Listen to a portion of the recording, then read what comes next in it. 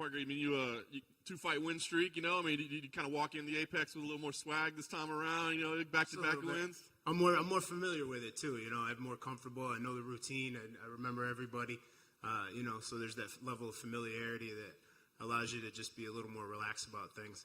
Nice. What is it like? I mean, obviously, like, every fighter wants to fight here, right? Then you get to the UFC, it doesn't go your way. Like, how hard is that between, like, fight 1 and fight 2 to be like, no, I've worked here. I belong here? It gets easier. It starts out hard. It gets easier. And I think the most important thing is just making sure you don't lose that focus. You gotta keep reminding yourself what you're working towards on the hard days, and like the small setbacks like that are that's all they are. They're small setbacks. We can adjust. We can learn, adapt, and overcome. You know. I dig it.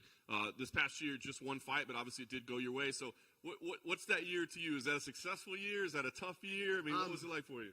Both successful and tough. Successful in the sense that, you know, I did have a win in the one fight that I had. Tough in the sense that I only fought one time. I would like to have fought a little more frequently and more actively. You know, the original fight with Chase was scheduled for April, and I ended up catching COVID, which had to reschedule it, and then everything was so booked up that they couldn't get us in until August. And then, you know, after the fight with Chase, I was pretty banged up and needed like 2 or 3 weeks just to get good enough to be back in the gym training. And by the time I was like, yeah, I'm ready to go, they were like, well, everything's booked until February. So I was like, all right, see you then.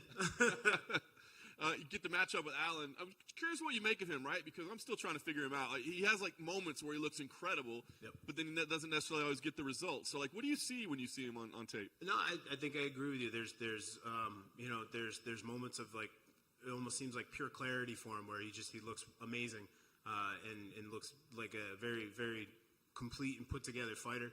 And then there's other moments where it's like, oh crap, everything just kind of fell apart on him. So you know, it's a little bit hard to read on him. But just like anybody, I'm not underestimating him. You know, he comes from a good camp. He's got some good striking, kickboxing under his belt. You know, I'm expecting it. He's a little bit smaller for heavyweight, so I'm expecting him to be quick and elusive. And we've been working towards making sure that we can negate that as much as possible. Working the footwork, the head movement, when to press forward, when to back up, when to shoot, when not to shoot, stuff like that. So. Nice. When you see this one playing out, I mean, do you feel like I got to get ready for another 15-minute battle, or do you feel like, hey, no, I think this is one where we can get out of there kind of early? I'm always ready for a 15-minute war. You know, like that's the standard. You know, you got to be ready for it to always go the distance, you know, performance-wise. But I think both of us are going to be looking to make this a quicker fight. You know, I think this is going to be like a first or second round finish kind of situation.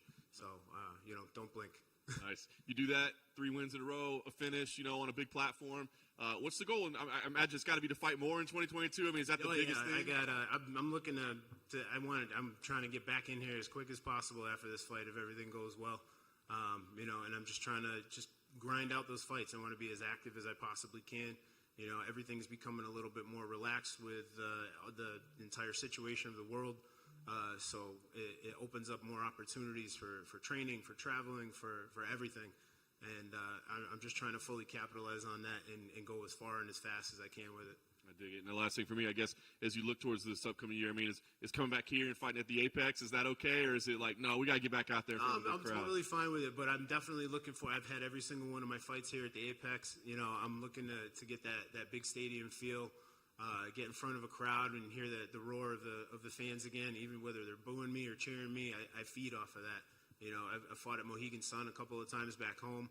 And they've got a good-sized arena. It's nothing compared to some of the ones out here in Vegas that you guys fill up. But, you know, there's that kind of energy just is completely electrifying. And I'm looking to get back to that.